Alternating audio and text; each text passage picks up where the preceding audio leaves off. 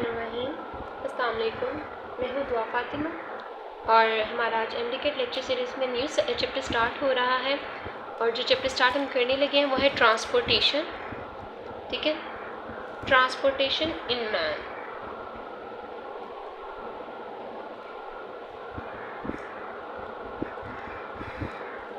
ठीक है, इसके 2 पार्ट्स होते हैं, ये 2 पार्ट्स में डिवाइड है ट्रांसपोर्टेशन। फर्स्ट है हमारे पास लिम्फेटिक सिस्टम और सेकंड है हमारे पास सर्कुलेटरी सिस्टम।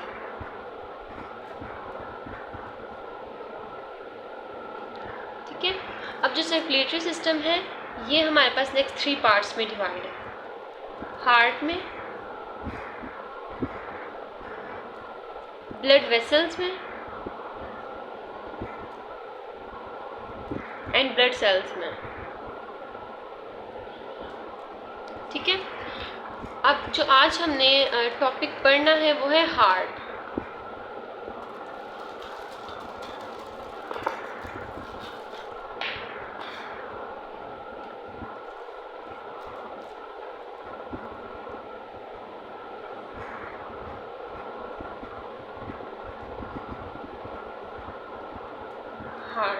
ठीक है,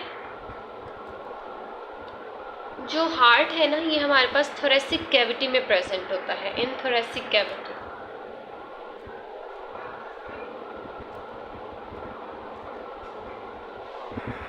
थोरेसिक कैविटी में हमारे पास क्या होता है, हमारे पास थोरेसिक कैविटी में पेरिकार्डियम और रिब केज होता है एक। ठीक है, अब ये पेरिकार्डियम और रिब केज का मैं आपको नेक्स्ट एक्सप्लेन करूँगी कि इनमें क्या प्रोसेस होते हैं, इनका फंक्शन क्या है। पहले हार्ट की जो एमसीक्यूज इंपॉर्टेंट है वो कर लेते हैं। ठीक है, तो हमारे पास जो है ना हार्ट का जो साइज़ है, it is about the size of the fist. ठीक है, एक मुट्ठी के जितना, यानी कि इंसान की एक जो मुट्ठी होती है ना उतना हार्ट होता है। ठीक है, हर इंसान का जो है ना एक जितना मतलब हार्ट नहीं होगा, जितना एक इंसान की मुट्ठी होगी उतना ही उसका हार्ट होगा। लाइक एक बच्चे की मुट्ठी है, एक चाइल्ड है, उसकी मुट्ठी छोटी होती है as compared to an adult.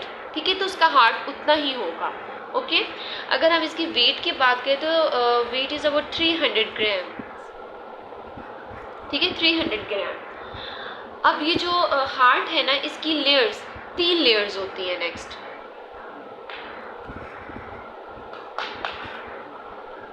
Layers में हमारे पास जो इस तरह से अगर मैं कर लूँ, ठीक है, इसकी 3 लेयर्स हैं। एपिकार्डियम,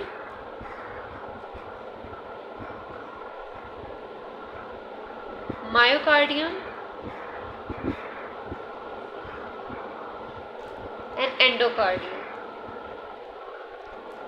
ठीक है, मैं शॉर्ट फॉर्म में लिख रही होती हूँ लेकिन मैं साथ साथ बोल रही होती हूँ तो समझने में आसानी होगी, आप वो लिख लिया करिए। ठीक है, अच्छा जी, सबसे पहले अगर हम एपिकार्डियम की बात करें तो it is an outer layer of the heart, outer layer. ठीक है, made up of connective tissues, connective tissues होते हैं। इसके अलावा ये थिन होती है। ठीक है, ये एपिकार्डियम की बात हो रही है। उसके बाद अगर हम मायोकार्डियम की बात करें तो ये मिडल लेयर होती है, मिडल। ठीक है, इसके बाद ये कार्डियक मसल्स होते हैं, इसमें मसल्स होते हैं। ठीक है, उसके बाद अगर हम देखें तो कार्डियक मसल्स में ही, ठीक है, यहाँ पे जो है ना इंटरकलेटेड डिस्क्स होती हैं जो कार्डियक मसल्स को आपस में कनेक्ट करवाती हैं। ठीक है, तो अगर इंटरकलेटेड डिस्क्स के बारे में अगर हमसे एमसीक्यूज़ पूछा जाए तो ये कहाँ पे प्रेजेंट होती हैं, कि वो इंटरकलेटेड डिस्क किस में होती हैं, तो वो मायोकार्डियम में होती हैं। ठीक है, इसके अलावा मायोकार्डियम मिडल लेयर है और यही हमारे पास मेजर लेयर ऑफ हार्ट है। ठीक है, major layer of the heart is myocardium. इसके अलावा ये थिक होती है। ठीक है, एंड मायोकार्डियम ही is responsible for the heart contraction, यानी कि जो हार्ट है उसकी कंट्रैक्शन में यही रिस्पॉन्सिबल होती है। ठीक है, उसके बाद अगर हम एंडोकार्डियम की बात करें तो it is an inner layer. इसमें एंडोथीलियल सेल्स होते हैं और एपिथीलियम, स्क्वेमस एपिथीलियम इसमें लेयर होती है। ठीक है, it is an squamous epithelium layer. इसके अलावा इसमें एंडोथीलियल सेल्स होते हैं।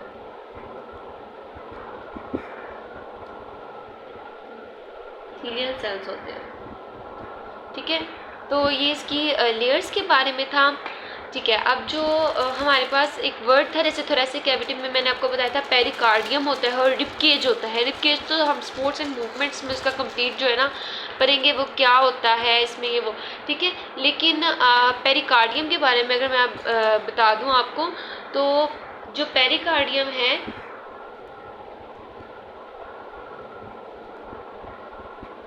ये एक ऐसी लेयर है जो प्रोटेक्ट करती है हार्ट को, ठीक है। ये हार्ट की लेयर नहीं है, ये एक प्रोटेक्टिव लेयर है जो हार्ट को प्रोटेक्ट करती है। अगर हमारे पास पूछा जाए कि हार्ट की कितनी लेयर्स है तो हम 3 ही कहेंगे, which is endocardium, APM, Mayo, ठीक है। लेकिन ये एक ऐसी लेयर है जो हार्ट को प्रोटेक्ट करती है। Protective layer of heart is pericardium.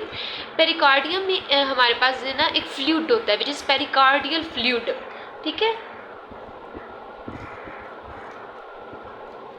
Pericardial fluid ये एज अ कुशन जो है ना काम करता है, कि मतलब अगर कोई कंट्रैक्शन के दौरान या कोई अगर रेजिस्टेंस होती है तो उसके मतलब फ्रिक्शन होती है कहीं पे, तो उसमें पेरिकार्डियम जो फ्लूइड होता है ना ये हार्ट को प्रोटेक्ट करता है कि जो है ना हार्ट को कोई नुकसान ना पहुँचे ड्यूरिंग फ्रिक्शन, ठीक है। तो ये इसका था पेरिकार्डियम का था, ठीक है। इसके अलावा जो हमारे पास अगर हार्ट की बात करें तो हार्ट में जो है ना हमारे पास, उसकी मैं अभी यहाँ पे डायग्राम बना लेती हूँ तो फिर मैं आपसे मिलती हूँ, क्योंकि डायग्राम में थोड़ा सा टाइम लग जाता है, तो डायग्राम ही मैं अभी आपको समझाऊँगी। ओके जी, तो ये हमारे पास हार्ट का एक स्ट्रक्चर है जो मैंने इसकी डायग्राम बनाई है। अब हम इसको ज़रा से समझते हैं। तो जो हार्ट है ना, इसका जो ये पोर्शन है इसे कहते हैं लेफ्ट एट्रियम,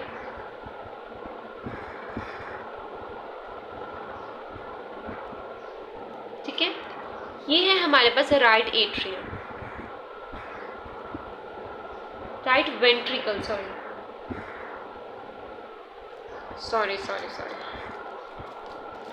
ये हमारे पास है लेफ्ट वेंट्रिकल,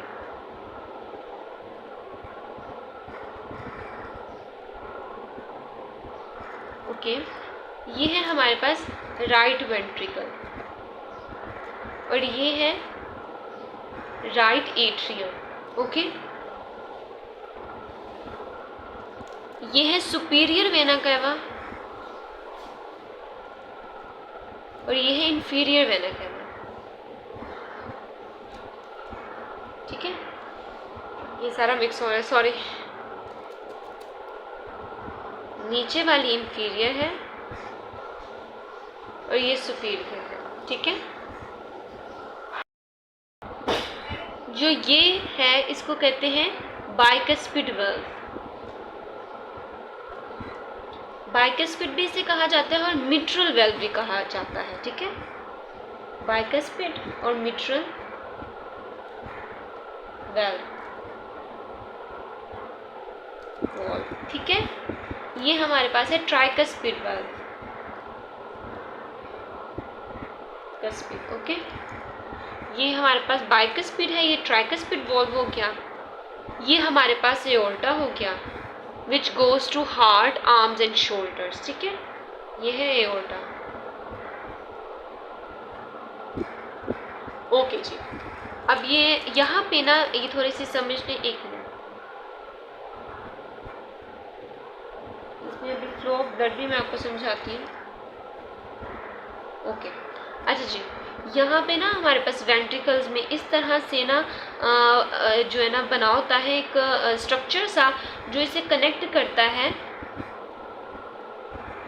ये ट्राइकस्पिड वेल्व के साथ। जो ये स्ट्रक्चर है, ये जो जिगजैग स्ट्रक्चर बनाता है, इसे कहते हैं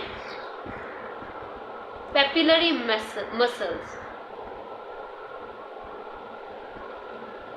पेपिलरी मसल्स, ठीक है। ये एक्सटेंशंस हैं हमारे पास, ठीक है। और जो ये एक्सटेंशन है किसकी, मायोकार्डियम की एक्सटेंशंस होती हैं। Papillary muscles are the extensions of the myocardium. और जो ये हमारे पास प्रोसेसेस है जिसे कनेक्ट करते हैं, इसे कहते हैं कॉर्डिनी टिंडनाई, ठीक है। कॉर्डिनी टिंडनाई, स्पेस ही नहीं है, ठीक है। मैंने वैसे बोल दिया ना तो आप लिख लीजिएगा, कोऑर्डिनेट टिंडनाई, ओके जी। अब मैं आपको फ्लो ऑफ ब्लड के बारे में अगर समझा दूँ तो कुछ एमसीक्यूज़ हैं, ये मैं सिर्फ बोल रही हूँ, आप लिख लीजिएगा, ठीक है। जितने भी हमारे हार्ट में जो भी वॉल्व्स प्रेजेंट होगी वो सब हमारे पास जो है ना 3 वॉल्व्स होती हैं, यानी कि ट्राइकस्पिड वेल्व को ट्राइकस्पिड इसलिए कहा जाता है, इसमें 3 ओपनिंग्स होती हैं, ये 3 इसमें साइड्स होती हैं विच ओपन्स, तो इसलिए इसको 3 ओपनिंग्स की वजह से ट्राइकस्पिड कहा जाता है। अब हमारे पास जितनी भी वॉल्व्स होती हैं वो सभी ट्राइकस्पिड वेल्व होती हैं, एक्सेप्ट बाइकस्पिड वेल्व की जितनी भी हैं वो ट्राइकस्पिड होंगी।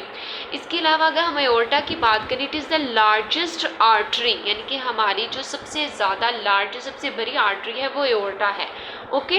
अब जो सुपीरियर और इन्फीरियर की वेना कैवा की अगर हम बात करें तो हमारे पास बॉडी से blood with the help of the inferior and superior vena cava hearts में, यानी कि हार्ट में आता है, ठीक है। अब इंफीरियर और सुपीरियर वेना कैवा की जो ओपनिंग होती है वो एक ही होती है, इसकी 2 ओपनिंग्स नहीं होती, लाइक इस तरह से होता है, इनकी दोनों की एक ओपनिंग है, यहाँ से ब्लड आ रहा है और यहाँ से ब्लड आ रहा है, सुपीरियर और इन्फीरियर से आगे से इनकी ओपनिंग एक है जिससे ये हार्ट में एंटर होती हैं, ठीक है।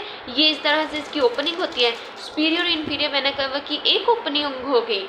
अच्छा जी, अब मैं फ्लो ऑफ ब्लड की अगर आपको समझाऊंगी वो किस तरह से होता है। हमारे पास ब्लड आता है बॉडी से सुपीरियर और इन्फीरियर वेना कैवा के ज़रिए राइट एट्रियम में, ठीक है। राइट एट्रियम से जब ये कॉन्ट्रैक्ट होता है राइट एट्रियम, तो ये ट्राइकस्पिड वाल्व से होता हुआ हमारे पास लेफ्ट वेंट्रिकल जो है ना राइट वेंट्रिकल है उसमें आ जाता है, ठीक है। राइट वेंट्रिकल में जब ये आता है तो यहाँ से ये हमारे पास जाता है पल्मनरी, ये जो हमारे पास ये है ना, इसे कहा जाता है पल्मनरी सेमिल्यूनर वॉल्व कहा जाता है इसको, अगर मैं ये लिख दूँ तो ऐसे पल्मनरी सेमिल्यूनर वॉल्व, ठीक है। यानी कि हमारे पास लेफ्ट वेंट्रिकल से पल्मनरी सेमिल्यूनर वेल्व के जरिए हमारे पास जाता है पल्मनरी ट्रंक में। मैं क्या कह रही हूँ कि हमारे पास पहले राइट वेंट्रिकल में आता है, फिर लेफ्ट वेंट्रिकल में आता है ट्राइकस्पिड वेल्व के थ्रू, उसके बाद पल्मनरी सेमिल्यूनर वेल्व के थ्रू ये हमारे पास जाता है पल्मनरी ट्रंक में, फिर वहाँ से हमारे पास जो है ना पल्मनरी ट्रंक में ही पल्मनरी सेमिल्यूनर वेल्व्स जो होती हैं, left and right pulmonary semilunar valves, उसके ज़रिए जो हमारे पास ब्लड है ना वो जाता है लंग्स में, ठीक है। लंग्स से हमारे पास ये लंग्स, फॉर एग्जांपल ये लंग्स हो गए, ठीक है। लंग्स से हमारे पास ब्लड जो है ना ऑक्सीजनेट ब्लड डी ऑक्सीजनेट होके, यानी कि यहाँ से पहले बॉडी से हमारे पास जो ब्लड आता है ना वो डी ऑक्सीजनेटेड होता है, ठीक है। वो डी ऑक्सीजनेटेड ब्लड लंग्स में जाके ऑक्सीजनेटेड होता है। ऑक्सीजनेटेड ब्लड जब हमारे पास फिर ना आता है इसके through, which is pulmonary artery के थ्रू हमारे पास आता है लेफ्ट एट्रियम, ठीक है। ये लेफ्ट एट्रियम में हमारे पास आता है ब्लड, यहाँ से बाइकस्पिड वेल्व ये कंट्रैक्ट करता है लेफ्ट एट्रियम जब कॉन्ट्रैक्ट करता है तो ये बाइकस्पिड वेल्व ओपन होती है, ये आता है लेफ्ट वेंट्रिकल में, ठीक है। अब ये जो लेफ्ट वेंट्रिकल है इसकी मैंने ये वॉल्व थिक बनाई है। लेफ्ट वेंट्रिकल हमारे पास राइट, ये तीनों से ज़्यादा, यानी कि right atrium, right ventricle, left atrium से सबसे ज़्यादा जो हमारे पास थिकेस्ट होता है वो लेफ्ट वेंट्रिकल होता है। अब ये थिकेस्ट क्यों होता है? क्योंकि लेफ्ट वेंट्रिकल से हमारे पास जो ब्लड है ना वो टोटल पूरी बॉडी में आगे से ना जो है पास करना होता है, यानी कि लेफ्ट वेंट्रिकल हमारे पास पूरी बॉडी को आगे से ब्लड पहुंचाती है, ठीक है, सप्लाई करती है ब्लड को जब ये कॉन्ट्रैक्ट होती है, तो इसलिए इसे कहा जाता है कि ये सबसे ज़्यादा थिक होती है, ठीक है। अबाउट 3 टाइम्स ये मोर थिकर होती है देन अदर्स, ठीक है। उसके बाद अगर हम देखें तो लेफ्ट वेंट्रिकल में जब ब्लड आता है ना तो ये हमारे पास पल्मनरी ये हमारे पास एओर्टा से यानी कि यहाँ पे ये हमारे पास इसको नाम दिया जाता है एओर्टिक सेमिल्यूनर वेल्व, जो ये है एओर्टिक सेमिल्यूनर वेल्व, ये है पल्मनरी सेमिल्यूनर वेल्व जिससे हमारे पास लेफ्ट वेंट्रिकल से राइट वेंट्रिकल से पल्मनरी ट्रंक में जाता है, और ये है हमारे पास एओर्टिक सेमिल्यूनर वेल्व जहाँ से लेफ्ट वेंट्रिकल से ब्लड हमारे पास एओर्टा के पास जाता है। फिर जो एओर्टा है आगे वो जो है ना डिवीजन करता हुआ, लाइक वो डिवीजन इस तरह से होगी कि वो ब्रोंकियल्स में, यानी कि इस तरह से हमारे पास जो ब्लड है ना वो आगे वेन्स में, ठीक है, आर्टरीज में, वेन्स में डिवाइड होता हुआ जाएगा और वो पूरी बॉडी में आगे सप्लाई हो जाएगा। एओर्टा जो है ना हमारे पास सप्लाई करेगा, ठीक है। अगर मुझे इसको रिपीट करने की शायद ज़रूरत नहीं है, लेकिन मैं एक दफ़ा स्मॉल जिसका शॉर्ट व्यू समराइज इसको मैं कर देती हूँ कि बॉडी से deoxygenated blood left and right superior and inferior vena cava के ज़रिए राइट एट्रियम में आता है। राइट एट्रियम से ये हमारे पास जब ये कॉन्ट्रैक्ट करता है तो ट्राइकस्पिड वाल्व के ज़रिए हमारे पास राइट वेंट्रिकल में आता है। फिर जाता है ये पल्मोनरी ट्रंक में। पल्मोनरी ट्रंक में पल्मोनरी सेमिलुनर वाल्व से होता हुआ ये हमारे पास जाता है लंग्स में। लंग्स से ये हमारे पास जाता है पल्मोनरी आर्टरी के ज़रिए लेफ्ट एट्रियम में। लेफ्ट एट्रियम कॉन्ट्रैक्ट करता है, बाइकस्पिड वाल्व खुलती है, मिट्रल वाल्व खुलती है, हमारे पास जाता है लेफ्ट वेंट्रिकल में। लेफ्ट वेंट्रिकल में हमारे पास एओर्टिक सेमिलुनर वाल्व खुलती है। जब ये कॉन्ट्रैक्ट करता है ऑक्सीजनेटेड ब्लड, जब ये वेंट्रिकल में आता है तो ये फिर एओर्टा में जाता है, एओर्टिक सेमिलुनर वाल्व के जरिए एओर्टा में जाता है। एओर्टा आगे से पूरी बॉडी में सप्लाई कर देता है, ठीक है। ये मैंने अभी आपको फ्लो ऑफ ब्लड समझाया कि किस तरह से ऑक्सीजनेटेड ब्लड और डीऑक्सीजनेटेड ब्लड जो है ना फ्लो करता है। अच्छा जी, अब ये कुछ MCQs अगर हम समझ लें तो जो पल्मोनरी वेन्स है ना वो लेफ्ट एट्रियम में, एक मिनट, अब मैं यहाँ पे बात कर रही थी जो राइट एट्रियम है ना इसमें हमारे पास होती है 3 वेन्स होती हैं जो रिसीव करती हैं ब्लड को, और इनकी जो ओपनिंग होती है वो कॉमन ओपनिंग होती है, ठीक है, कॉमन ओपनिंग होती है राइट एट्रियम की। लेफ्ट एट्रियम में हमारे पास 4 होती हैं पल्मोनरी वेन्स, ठीक है, जिनकी सेपरेट ओपनिंग होती है। ये ओपनिंग का पूछ लिया जाता है कि इसकी सेपरेट है, कॉमन है, क्या है, ठीक है। इसके अलावा अगर हम पेपिलरी मसल्स की बात करें तो ये टोटल हमारे पास कितने होते हैं, 5, टोटल है 5।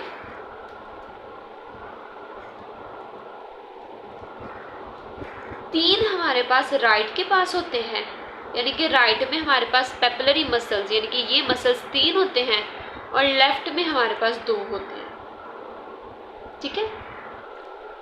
उसके बाद अगर हम बात करें इसकी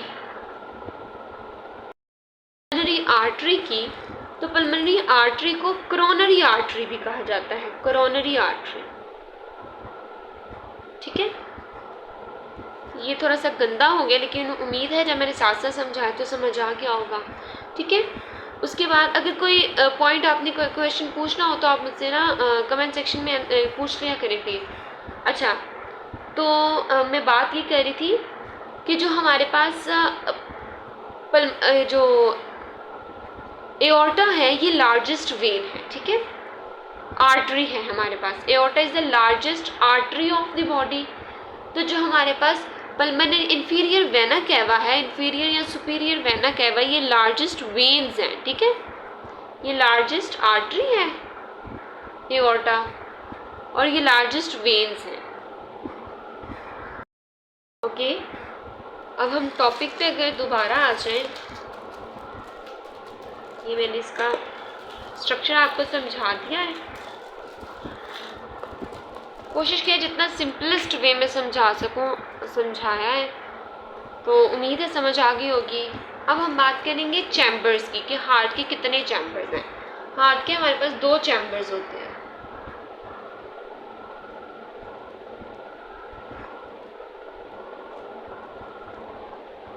ठीक है, एक है एट्रियम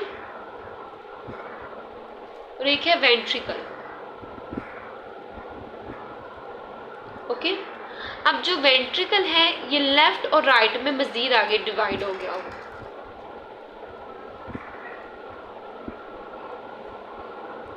राइट एंड लेफ्ट।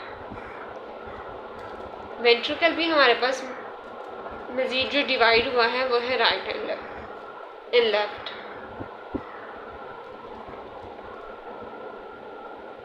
ठीक है। अच्छा जी, अब जो एट्रियम है इस वर्ड का जो मीनिंग है उसका मतलब है एंट्रेंस चैम्बर, एंट्रेंस चैम्बर, ठीक है। दोनों लेफ्ट और राइट एट्रियम सेपरेट होते हैं by interatrial groove, atrial groove. ठीक है, अगर हम वेंट्रिकल का बात करें तो वेंट्रिकल का मीनिंग है बेली। ठीक है, वर्ड का जो मीनिंग है।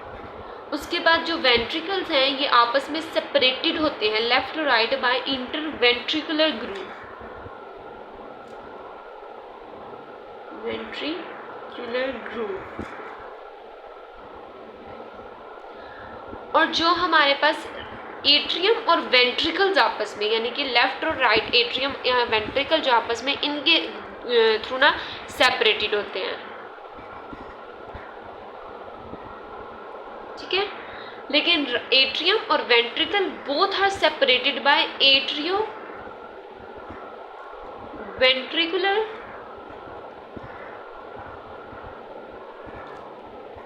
ग्रूव, जिसे सेल्कस का नाम भी दिया गया है, सेल्कस भी से कहा जाता है। ठीक है, ये दोनों आपस में सेपरेटेड हैं इससे,